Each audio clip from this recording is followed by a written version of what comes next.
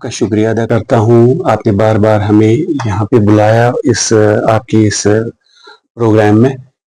हमने ये एडवाइजरी भी इसके लिए पिछले साल भी या जो उससे पहले साल था, हमेशा वक्तन फवक्तन हम एडवाइजरीज जारी करते हैं कि ये ज़रूरी नहीं है कि प्रेग्नेंट लेडी हमारे पास आए और उसके लिए एडवाइजरी एडवाइजरी तो सारी उन पेशेंट्स के लिए है जिनको कोई ऐसी तकलीफ हो, जिनको सर्दियों में डॉक्टर की ज़रूरत हो या किसी हायर अप हॉस्पिटल्स पर स्पेशलिटी हॉस्पिटल्स में जाने की ज़रूरत है, तो उनको वहाँ 1 नवंबर से 31 मार्च इसके बीच में वो वहां से निकल जाएं। जो अपर रीचेस में होते हैं पेशेंट्स हमारे, तो उनको वहां से लाके किसी नज़दीकी हॉस्पिटल जैसे कुपवारा है, कलारूस है, स्वागाम है या बाकी जितने भी हमारे सीएससीज हैं या डिस्ट्रिक्ट हॉस्पिटल्स हैं, उनके आसपास रहे ताकि उनको कोई परेशानी कभी आगे ना हो।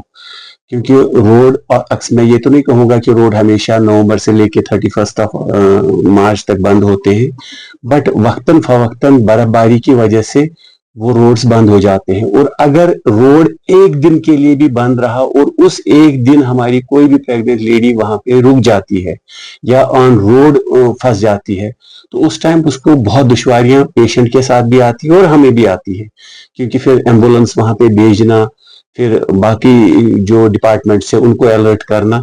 तो बेटर है कि ऐसे पेशेंट्स को पहले ही शिफ्ट करें। जैसे मेरे पास, मैं आपको एक फिगर देता हूँ, 98 प्रेग्नेंट लेडीज थी मेरे पास जिनको 1 नवंबर से लेके 31 मार्च तक उनका एक्सपेक्टेड डेट ऑफ डिलीवरी था। तो उन सारे 96 पेशेंट्स को हमने इवैक्यूएट किया है।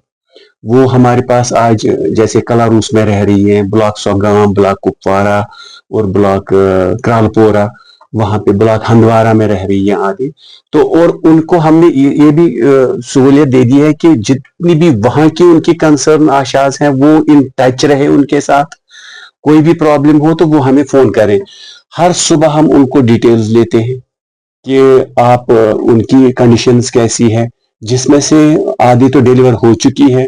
अब 2 पेशेंट्स मेरे ऐसे हैं जो मुझे अभी वहां पे रिलोकेट होने बाकी हैं, बट उनका भी ईडीडी जो एक्सपेक्टेड डेट ऑफ डिलीवरी है वो मार्च में है। तो अभी उनके पास फरवरी है, हालांकि उनके साथ भी बात हमारी हो रही है। मैंने टीम भेजी है वहां पे कि उन 2 को भी आप जल्द से जल्द इवैक्यूएट कीजिए वहां से। तो रहा सवाल ये दूसरा, ये जो जैसे मेरे पास यहाँ ये तो मच्छर वाला है। मच्छर में ऑलमोस्ट मुझे लगता है वैसे भी लोग शिफ्ट हो जाते हैं सर्दियों में। वो तो वैसे ही कुपवारा वगैरह उनके पास यहाँ घर है, मगर जिनके पास घर नहीं है, जैसे मेरे पास कोई भी प्रेग्नेंट लेडी है, हमने उनको ये भी बोला है कि आप हमारे पास आ जाओ। जैसे डिस्ट्रिक्ट एडमिनिस्ट्रेशन ने हमारी जो डिप्टी कमिश्नर साहिबान आयुषी सुदान मैडम है उनको, या सीएमओ साहब, उन्होंने एक लोकेशंस आइडेंटिफाई की है उनके लिए कि स्कूलों के लिए हमारे पास यहाँ एक हॉस्टल्स हैं। एक बेसिकली इनको एक प्रॉब्लम हो जाती है, ये जो पेशेंट्स वहां से ऑलमोस्ट मुझे लगता है 60% ऑफ द पॉपुलेशन जिन्होंने माइग्रेशन किया है टुवर्ड्स कुपवारा, तो उनके पास या तो घर है, और वो माइग्रेशन जब भी करते हैं तो वो वहां से अपना सारा माल मवेशी लेके माइग्रेट हो जाते हैं। तो अब स्कूल में वो तो इम्पॉसिबल है, वो बहुत बड़ी चैलेंज है फिर हमारे लिए। फिर माल मवेशी उनका पूरा पूरा फैमिली जो उनके है, बट उनके पास ये है कि जैसे जितने भी पेशेंट्स हैं उनको हम पूरा उनको केयर टेक करेंगे। उनके पास हम पूरा उनका जितना भी है, जैसे पावर है, बिजली वाटर सप्लाई है, या फूड डिपार्टमेंट जो है, उनको भी हिदायत दिए गए हैं कि उनके लिए आप खाने पीने का पूरा बंदोबस्त रखिए। जैसे हमारे हेल्थ है तो उनको उसके लिए भी रखा है। अब जितने यहाँ पे हैं, मेरे फिलहाल एज सच मेरा पेशेंट वहां कोई नहीं है, बट हो सकता है कि बाकी जितने भी हैं, जैसे नॉर्मल फैमिलीज है, उनके पास घर नहीं होगा या कुछ नहीं होगा, तो वो शायद वहां पे कुछ ठहरे हैं। बट एवरी डिपार्टमेंट, जितने भी हमारे पास कंसर्न इसके साथ मुंसलिक डिपार्टमेंट्स हैं, वो सारे हैं इस टाइम रेडी है कि कोई भी ऐसा कुछ प्रॉब्लम्स ना फेस करे हमारी पब्लिक। तो ऐसी तो बस एक ही चीज मैं आपसे कहूं, पूरी दुनिया भर के टूरिस्ट लोग कश्मीर में आ जाते हैं सिर्फ बर्फ देखने के लिए। घूमे, बर्फ का आनंद मजा ले ले, मगर जब हमारे पास वो, जैसे मतलब दिल्ली से कोई पे हमें सैलानी यहाँ आता है, उनको क्यों नहीं जुकाम होता है? क्योंकि वो सारे जितने भी बर्फ के लिए तैयार रहते हैं, जैसे ग्लव्स, गर्म कपड़े, गर्म पानी, वो जूते अच्छी तरीके से लगाएं, फिर घूमें, फिर क्या प्रॉब्लम है?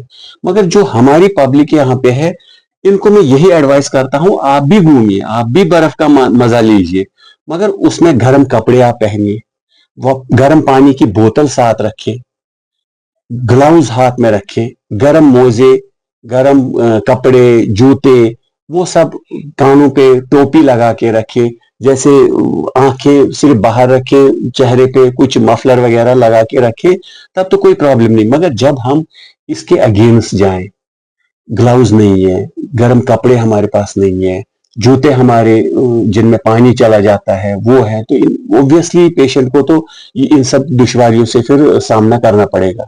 बट अगर हमारे पास ऐसा भी कोई पेशेंट आता है, उसके लिए हमारे सारे जितने भी सब सेंटर्स हैं वो उनमें मेडिसिन रखी गई है, खासकर हाइपरटेंशन, डायबिटीज या बाकी चीजें हैं, ये ना, बुखार, एंटीबायोटिक्स, सब कुछ है, अवेलेबल है। मगर ये तभी ज्यादा से ज्यादा कोशिश करें कि पहले अपने आप को बचाएं, गर्म पानी, जैसे मैंने बोला आपको, ये सब चीजें करें तो इंशाल्लाह मुझे नहीं लगता है कि फिर आइंदा कोई ऐसी प्रॉब्लम हो। मगर ये भी किसी हद तक ही करना है। अब पूरा दिन हम बर्फ के साथ घूमें, फिर दूसरे दिन भी, तीसरे दिन भी, चौथे दिन भी, तो इन सब चीजों से एहतियात करें। खासकर यहाँ पे कुछ जोन्स ऐसे हैं जैसे स्लाइड्स हो जाती हैं, उनसे दूर रहें। जब बर्फ गिर रही हो, ऊपर से छत से कभी बर्फ नीचे आई तो उसका ख्याल रखें कि ऊपर मुझे छत से बर्फ ना आए नीचे। तो उन सब चीजों को मद्देनजर रख के, दिमाग में रख के, बाकी सब ऐसा सच ऐसा कुछ नहीं है। बर्फ तो हमारे यहाँ पे सदियों, सालों के, हजारों सालों से चली आती रही है और चलेगी भी। मगर हमें इसके साथ रहना अगर है तो इसके साथ एडजस्ट पहले होना है, तो उसके बाद ठीक ही रहेगा इंशाल्लाह सब कुछ।